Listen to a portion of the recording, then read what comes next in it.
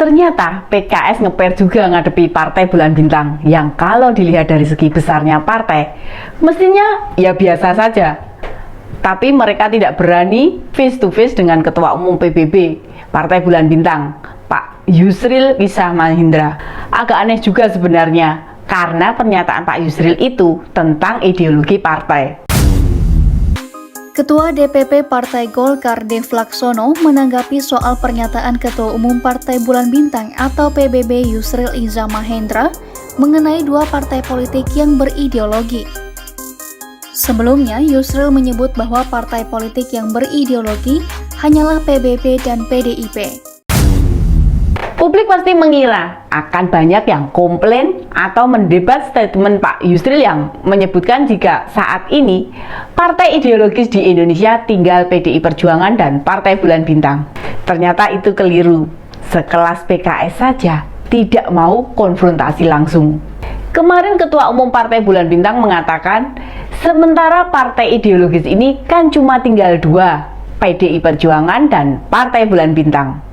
Yang lain-lain kan partai pragmatis semua, bukan partai ideologis. Tidak ada akar ideologisnya. Sebagai seorang pakar hukum, itu bukanlah lontaran tanpa dasar. Kita tahu bagaimana dedikasi dan integritas beliau pada negara ini. Apa yang diungkapkan itu awalnya dari penjelasan mengapa Partai Bulan Bintang lebih mendukung sistem proporsional tertutup, seperti yang digugat beberapa orang di Mahkamah Konstitusi. Profesor Yusril hadir di MK untuk memberi keterangan sebagai pihak terkait dalam sidang. Dukungan sistem proporsional tertutup dilandasi pemilu harus diikuti oleh partai politik sebagai katalisator dari pemilih yang beragam. Makanya orang yang pikirannya sama kemudian membentuk partai. Merespon Pak Yusril, Pak Mardhani dari PKS mengatakan sebaiknya tidak ada parpol yang seolah menjadikan nilai termasuk di dalamnya ideologi sebagai ajang kontestasi. Mengapa Pak Mardhani merespon begitu?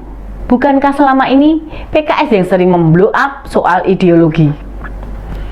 Kita bisa lihat dalam berbagai ajang kontestasi, baik pilkada, pemilu maupun pilpres, bukan mereka yang paling getol membawa-bawa ideologi. Sebab sebagai sebuah partai, ideologi itu menjadi dasar bahwa yang diperjuangkan itu menjadi target. PDI Perjuangan misalnya memperjuangkan ideologi Pancasila yang notabene memang menjadi dasar negara. Makanya perjuangan mensejahterakan rakyat menjadi bagian penting bagi kader PDI Perjuangan, baik yang duduk di pemerintahan maupun yang berada di legislatifnya. Mengapa Pak Mardhani menolak berlomba dalam nilai atau ideologi? Pak Mardhani mengatakan meminta parpol memberikan pelayanan dan kebaikan pada pemilih, bukan itu bagian atau turunan ideologi. Beliau pasti paham tentang hal itu. Semua tahu asas PKS adalah Islam, dan itu sama sekali tidak melanggar apapun. Pak Mardhani menyatakan PKS tidak bisa sendirian, butuh kolaborasi. Kita semua dalam hidup berbangsa dan bernegara tidak ada yang sendirian, harus bekerja sama dan kolaborasi, tentu sesuai dengan porsi masing-masing. Ajang kontestasi utamanya pemilu dan pilpres merupakan manifestasi perjuangan partai politik. Ideologi partai yang berbeda, muaranya tetap sama, bagaimana mensejahterakan rakyat. Secara subjektif, hanya bagaimana cara mensejahterakan rakyat melalui jalan yang berbeda. Artinya di sini, pernyataan Pak Yusril menjadi pengingat kita semua, semacam menegaskan kembali bahwa negara ini didirikan punya tujuan mulia. Secara subjektif, saya menilai apa yang Pak Yusril sampaikan menjadi bahan refleksi. Mengapa justru respon Pak Mardhani malah begitu? Ada hal yang disembunyikan atau arah yang tidak tepat? Kita harus sama-sama terbuka, mengakui apa yang disampaikan ahli tata negara itu sebagai pengingat, refleksi, introspeksi bersama-sama. Jangan dilihat besar kecilnya Partai Bulan Bintang atau dapat kursi berapa. Apakah PKS agak khawatir jika memang isu Partai Bulan Bintang bakal merapat ke PDI Perjuangan? di Pilpres mendatang bakal menjadi lawan tangguh koalisi perubahan? Kalau memang benar, ya hadapi saja.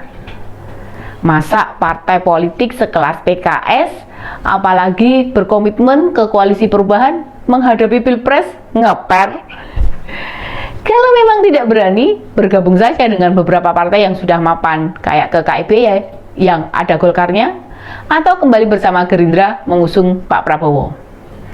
Tidak perlu malu mengikuti langkah Pak Yusril yang mulai pendekatan penjajakan dengan PDI Perjuangan. Pak Yusril jauh lebih realistis, dan jika memang Pak Anies tidak ada progresnya, untuk apa bertahan? Bukankah parpol untuk ikut kontestasi Pilpres itu untuk menang? Bukan hanya pelengkap penderita. Jika PDI Perjuangan berniat menciptakan hat-trick menang pemilu dan Pilpres, lah apa PKS dan Demokrat mau hat-trick juga? Hat-trick kalah Pilpres. Makin lama belum dipilihnya bakal cawapres oleh Pak Anies, kok seperti janggal, sulit, dan hanya Mas AHY yang menyodorkan dirinya sendiri. Coba lihat saja, sejak dideklarasikan sebagai bakal capres, tokoh partai di luar koalisi perubahan yang bertemu Pak Anies siapa? Kan Nasdem menyodorkan nota kesepahaman ke PKS dan Demokrat, salah satu klausulnya yang milih bakal cawapres Pak Anies. Tapi siapa yang pernah bertemu? Tidak ada kan? Pak Sandi disodorkan oleh PKS, Pak Sandi menolak. Pak Prabowo juga bilang Pak Sandi tetap di Gerindra. Iya, baru ingat, Pak Anies kan ketemu dengan Pak Amin Rais. Lah, apa Pak Amin Rais yang mau jadi bakal cawapresnya? Ini semua menggambarkan apa yang barangkali disinggung Pak Yusril di awal, kalau hanya Partai Bulan Bintang dan PDI Perjuangan saja, partai yang ideologis, lainnya pragmatis. Ya cuma demi kepentingan partai saja, kalau bisa eksis ya syukur, apalagi bisa menang. Apakah partai-partai begitu yang disebutkan Prof. Yusril akan memikirkan rakyat? Tentu teman-teman bisa menyimpulkan dari yang saya uraikan tadi, apalagi track recordnya selama ini juga sudah terlihat. Mana partai yang benar-benar punya komitmen pada warga dan bangsa. Jangan sampai 2024 suara kita hanya jadi makna bagi partai, tapi kemudian kebijakan yang diambil tidak memberi kemanfaatan bagi masyarakat luas. Demikian info terkini Widya, sampai ketemu lagi di ini dia info terkini Widya berikutnya. Salam sedulur kental, sedulur Widya.